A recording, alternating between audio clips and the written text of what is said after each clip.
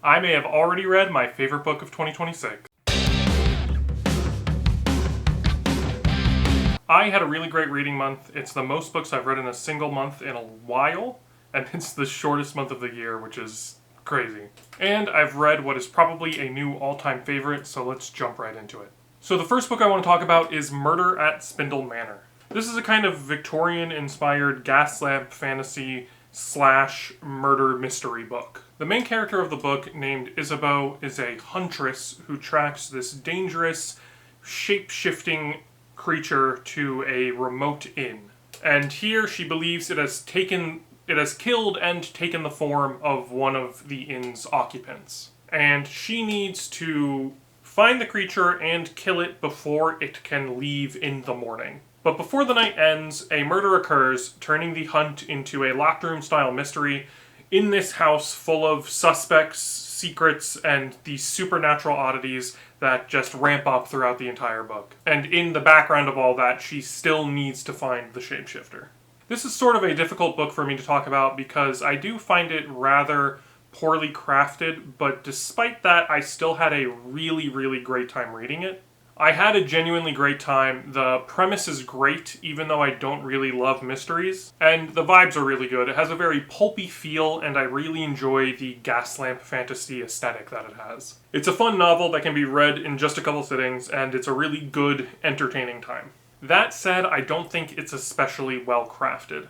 The prose can be very basic and, dare I say, even boring. The character work leans very heavily on generic archetypes and tropes, and the plot is very overstuffed. The author throws a lot at the wall, and not a lot of it sticks. But despite all that, I still had fun. A lot of fun. I would even consider reading the second book. If you're looking for something that's the book equivalent to maybe a slightly messy B-movie, pick this up. You're going to have a good time. Up next is The Poet Empress by Shen Tao.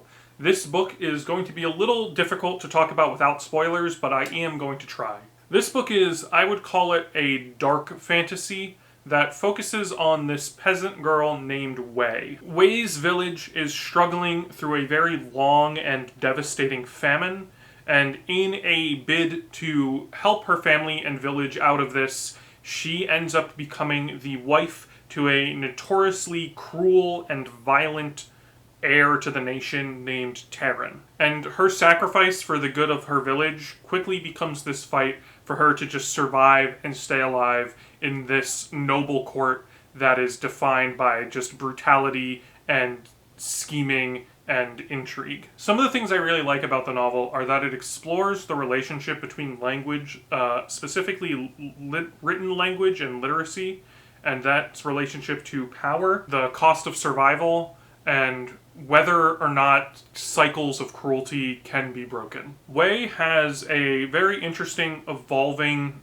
dynamic relationship with Terran that very quickly complicates the novel. There are these moments of vulnerability, and on the other hand, moments of these kind of cruel acts that are seen as political necessities that really blur the line between Wei and Terran, that line between enemy or ally, and they land in this very kind of ambiguous space. And this all results in a fantasy novel that is grim and brutal and politically charged, that asks questions about ambition and power in pretty interesting ways. And the book for me was good, but nowhere near great. The premise is strong. On paper, it's exactly the kind of political-focused fantasy that I really enjoy. And to the book's credit, the atmosphere is very rich, the political intrigue is very tense, and the magic system of literacy being power is very interesting and compelling to me.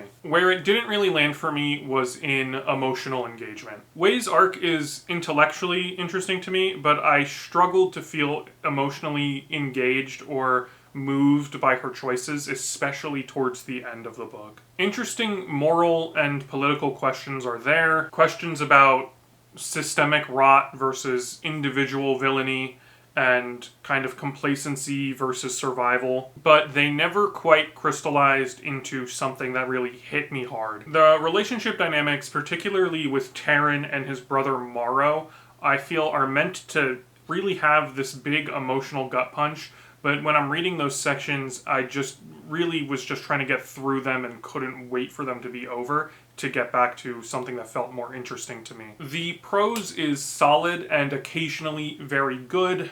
The magic system built around literacy and poetry I think is very creative, and while I respect what the book was trying to do thematically, I just never really felt pulled in. So for me, I think it's a thoughtful, ambitious debut novel. I think it is a very good debut novel, but it just didn't quite translate into a gripping reading experience. So I think it is impressive, but not unforgettable. This brings me to City of Illusions by Ursula K. Le Guin. This novel follows a man who wakes up in the middle of a forest with no memory of who he is or where he came from. He doesn't even know his own name, but then he's taken in by this peaceful community who kind of teach him about language and customs and the basics of the world that he is in. But through this all, this lost identity that he has is always kind of hanging over the narrative in the background. He eventually sets out on a journey to kind of find the truth about himself. And the world he travels through is this far future Earth that has regressed in a lot of ways. People are kind of spread out through these scattered settlements and isolated communities, but in all of them there is this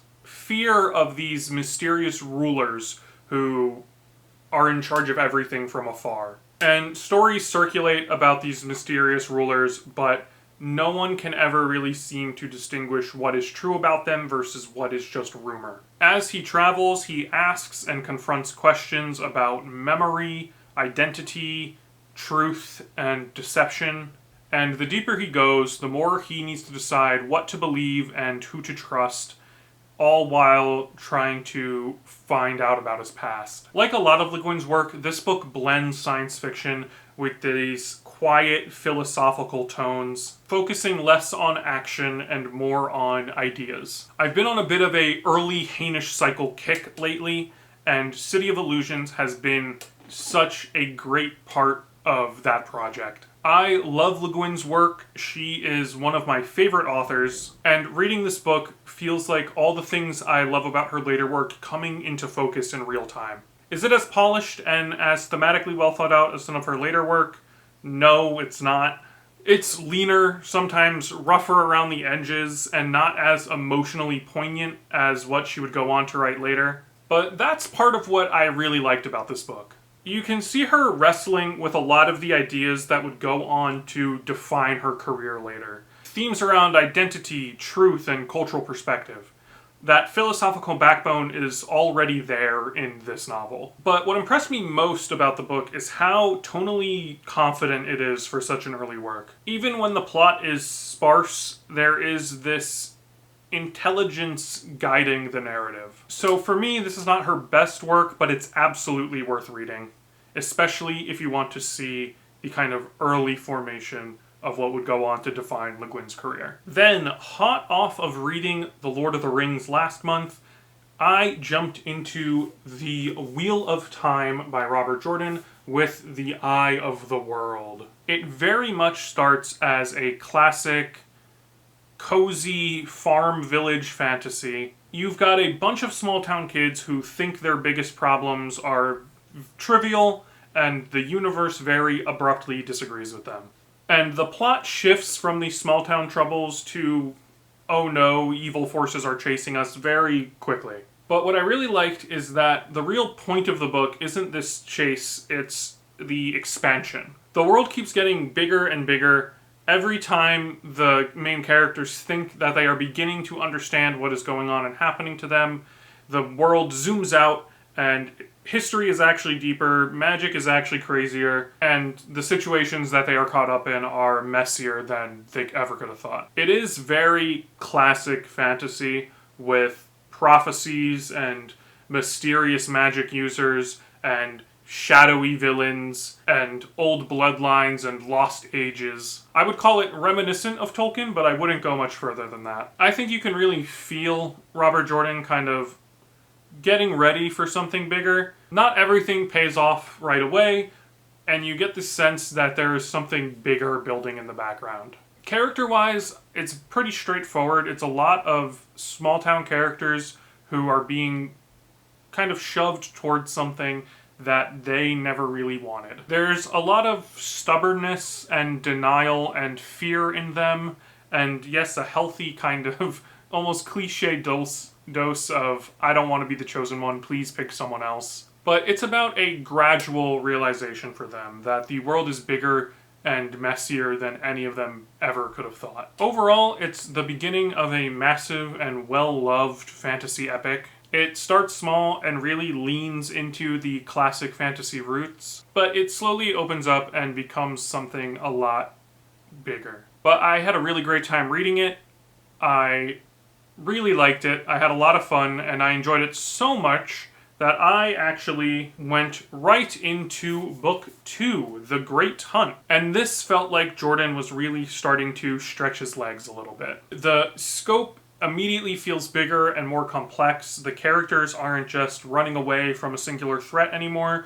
They are being pulled into politics. They are beginning to make their own choices, and the magical prophecy and the political power structures of the world are starting to come into more focus at the forefront of the story. The world opens up geographically, culturally, and magically. You start seeing how other nations operate, how the Aes Sedai function internally, and how messy the kind of broader chessboard really is. And this one feels a lot more confident. The mythic stuff is a lot louder. And there is a much stronger sense that history is repeating itself, which is kind of the main thing in the Wheel of Time. It's also where you really start to feel what is one of the main cruxes of the series, and that is kind of personal identity versus destiny and what the world wants you to be. A lot of the characters are still resisting what is being put on them, but the writing and the world is letting them hide a lot less. There's more moral gray area, there's more political maneuvering, and there's more, oh, this is bigger than I thought moments. Overall, The Great Hunt feels like Jordan really deciding what the series is going to be in the long run, and I am super excited to jump into The Dragon Reborn very soon. Okay, so now I have read a book that is absolutely a new all-time favorite of mine, and that is Wolf Hall by Hilary Mantel. This is a historical fiction novel, but is also a piece of prestige political drama. The book follows Thomas Cromwell, a real-life historical figure who, in history, is generally portrayed as a rather ruthless, almost villainous type. And Mantel takes this guy who history tends to flatten and turns him into a deep, emotionally complex, and nuanced human being. The whole book is about power, how it moves, how it shifts, who gains it, who loses it, and who, at the end of the day, really understands it and knows what to do with it. The book is incredibly immersive. Mantel writes in this very close, interesting third-person point of view, and admittedly, it does take a second to adjust to. There's a lot of he said, without it being super clear what he were talking about in a given moment. But once you're used to it and you're really in it, it feels like you're living inside of Thomas Cromwell's head. And his head is strategic and observant and always thinking. You've got court politics under Henry VIII and real-life religious tension boiling under the surface. There's fragile alliances that are being made and destroyed, reputations that are being ruined or created with single sentences from some of these characters. But it never feels like a history lecture. Everything is incredibly immersive and in the moment, and it feels like you're watching a chess game where every piece has its own thoughts and ego. It's restrained but sharp. There's a lot of dry humor in the book. I actually think the book is very, very funny a lot of the time. And all the characters, but specifically Cromwell, whose head you're in, are kind of constantly aware of their proximity to power, the proximity to power of others, and how it can be both incredibly intoxicating and incredibly destructive. The book isn't about action, it's about power through influence. It's about surviving in a system where the rules are constantly changing at the whims of the privileged few, and you see that the person who understands these shifting rules the best is finally starting to get a say. Reading Wolf Hall really does feel like you're just watching history, but you're not watching battles, you're just sitting inside the mind and life of one of its most cunning figures. The prose is brilliant, it is deceptively simple, it is close, it is smooth and fluid, and loaded with a lot of subtext and subtlety. There's power shifts, there's the dry humor, and there's just this constant tension under everything. You get the sense that every decision matters, every gesture is loaded with meaning, and seeing it all play out through Cromwell's perspective really changes a lot of what you think about the man and the period of history. So overall for me, Wolf Hall was immersive, intellectually satisfying, and just gripping. It was the kind of book that makes me want to slow down and reread passages and marvel at how the writer can bring this 500-year-old court to life. I super recommend this, highly recommend this to anybody. And so that was everything I read in February. Between reading a new all-time favorite and diving into the Wheel of Time, it was definitely one of the best reading months I've had in a long while. I'd love to hear from you down in the comments. If any of you have read these, let me know. Let me know if you disagree with my take on Spindle Manor. If you've read The Dragon Reborn, let me know if I should drop everything immediately and dive right into it. Don't forget to like the video and subscribe if you want to follow more of my 2026 reading. I will see you in the next one. Goodbye, everybody.